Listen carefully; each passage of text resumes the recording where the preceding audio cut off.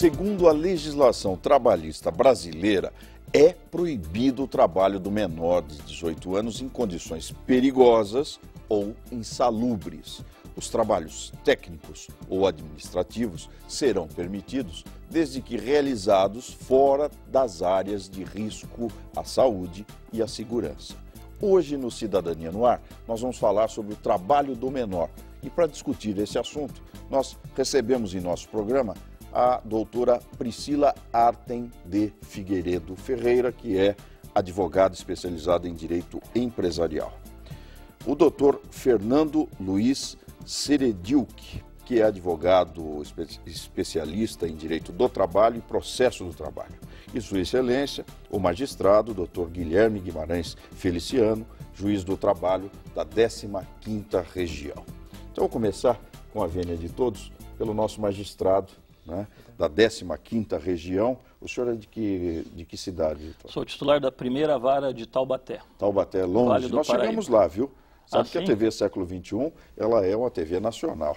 E nós chegamos lá. O senhor vai ver a repercussão quando voltar lá para Taubaté. Eu já participei algumas vezes de um programa muito semelhante na co-irmã de vocês, TV Aparecida. Já estive lá algumas vezes. Que aí é próximo de Taubaté. É verdade, de grande audiência também. Mas o trabalho do menor, vamos ver a visão de Vossa Excelência quanto a as proibições. Eu posso empregar um menor na minha empresa? Eu posso ter um menor trabalhando na minha empresa? Pode ter nas condições que a Constituição e a lei impõem. Ou seja, nós não podemos ter menor de 16 anos, por força da Constituição, trabalhando, a não ser na condição de aprendiz. Ou seja, é um trabalho com uma finalidade educativa. Ele vai aprender a trabalhar. E mesmo assim, a partir dos 14. Então, dos 14 aos 16, ele pode se ativar como aprendiz. Como empregado, efetivamente, a partir dos 16. Antes dos 14, jamais. Nem sonhar. Nem sonhar. Deixa eu agora passar. Se você me permite. Claro. Menor de 18, como você mesmo disse, trabalho insalubre, perigoso, noturno, jamais. Salubre, perigoso e noturno. Doutor Guilherme Guimarães... perdão. Eu estou aqui. Doutor Fernando Luiz Serediuk. Serediuk. Ucraniano, sobrenome. Origem ucraniana. Muito bem. Doutor, na prática, o que o magistrado, doutor Guilherme, acaba de dizer, ocorre nas empresas ainda, cá entre nós, que ele não nos escute. Há menores trabalhando nessas condições proibidas e defesas em lei. Como é que o senhor vê hoje o mercado? Infelizmente, tenho que responder que há. Infelizmente, porque realmente é uma situação que não deveríamos ver hoje em dia. Como o próprio doutor disse, o trabalho do menor, a lei já prevê, já subiu, antes era 12 anos, há muito tempo atrás. O trabalho poderia, o menor poderia ter sido contratado com 12 anos e hoje já passa a ser 14 aprendiz e a partir de 16 registrado na carteira com todos os direitos de um trabalhador adulto, inclusive podendo pleitear isso em ação trabalhista. Mas, infelizmente, é uma realidade ainda. Mas existe sim hoje, infelizmente, no estado de São Paulo um pouco menos, mas no resto da região do país existe sim. Doutora Priscila Artem de Figueiredo Ferreira. Doutora, em São Paulo nós temos até trabalho escravo, né? Com certeza. Primeiramente, gostaria de agradecer pelo convite feito. É uma satisfação e um privilégio estar aqui participando do programa. E o trabalho escravo Nós temos o trabalho escravo e o trabalho do menor. Né? Mesmo num estado como o estado de São Paulo, essas distorções acabam acontecendo. E temos o trabalho escravo do menor também. Ainda uma terceira modalidade. Sim. Pela Organização Internacional do Trabalho, o trabalho escravo é uma das formas mais cruéis e nocivas do trabalho do menor. Eu imagino. Agora, e só ressaltando o que o doutor, no Brasil hoje existem 5 milhões de crianças e adolescentes, uma pesquisa recente feita pelo IBGE, de crianças e adolescentes trabalhando de forma indevida e ilícita. Nossa. É um número grande. É um número grande. Sem dúvida. Mas caiu muito, comparando em 1992, segundo os dados do IBGE, eram de 8 milhões de crianças e adolescentes. Mas isso é no contexto brasileiro? Contexto Sim. brasileiro. Aqui na nossa região, o senhor tem ideia? Temos. Não, em números, eu não tenho ideia. Mas o que acho importante ressaltar, o trabalho infantil já é um grande problema, né?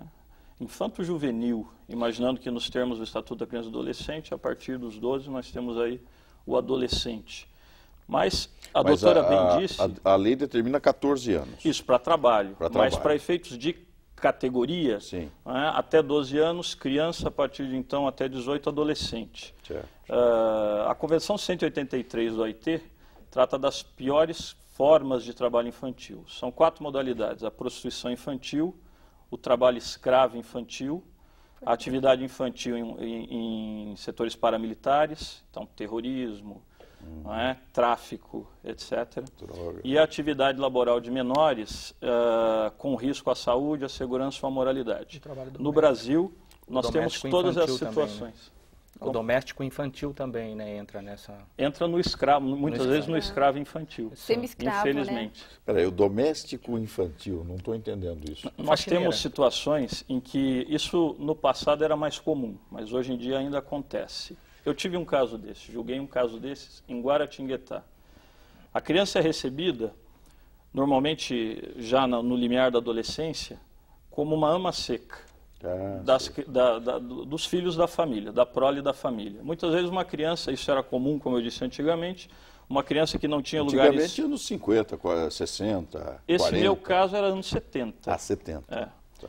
Essa senhora foi recebida pela família para essa atividade, então é sempre aquela declaração de boas intenções, será como se minha filha fosse, mas esteve com ela durante 30 anos, nunca recebeu um salário, nunca foi registrada, cuidou dos filhos do casal, mas em função disso não pôde estudar.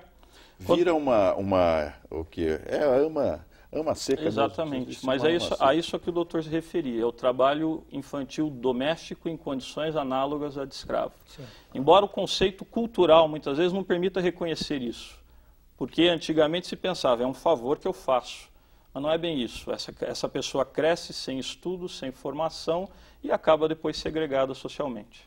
Nossa, uma coisa... Ou seja, ao invés de você achar que está contribuindo e ajudando aquele menor a contribuir, aumentar o salário, completar a renda da família, você está realmente prejudicando, na verdade. Isso ocorre hoje ainda. Ocorre hoje. E quais são os estados fornecedores dessa mão de obra? Nordeste. Nordeste? Norte, Nordeste, maior parte. Sobretudo. Me parece que é uma regiões menos favorecidas economicamente. Carvoarias. Que trabalham Carvoarias? bastante. Extração de carvão, né? Mas aí você tem um trabalho de menor ainda? Sim, é uma das piores formas. Essa frase é terrível, né? De menor lixões, não, né? Trabalho do menor, né? Então lixões não fale de também, menor, né? Lixões. Polarias, trabalho com sisal. Funilarias. Corte de cana. Metalúrgica. Corte de cana não é possível. Atividade rural. Há casos Bom, a escravidão nós assistimos aqui, tivemos procuradores aqui do Ministério Público Federal falando sobre o processo escravo aqui próximo de Campinas, né? Nessas sim, a região de Piracicaba aqui próximas, sem dúvida, sem dúvida. Então isso não nos causa estranheza. Agora, o menor cortando cana, eu acho que ele precisa ter força, hein, doutor? Sem dúvida, e é exatamente isso que é prejudicial à saúde, né? Bom, imagina o trabalho com sisal, por exemplo, alguns perdem a visão. Onde ficam os pais nessa realidade? Na agricultura, na agrícola, eles contribuem, na verdade, que para ajudar na renda familiar, né? Então, eu acredito que tenha uma contribuição dos próprios pais aí, no caso. Os pais são responsabilizados? Do ponto de vista jurídico, respondem não apenas civilmente, como administrativamente, em um caso como esse, até penalmente. Pode perder a guarda abandono material, também. abandono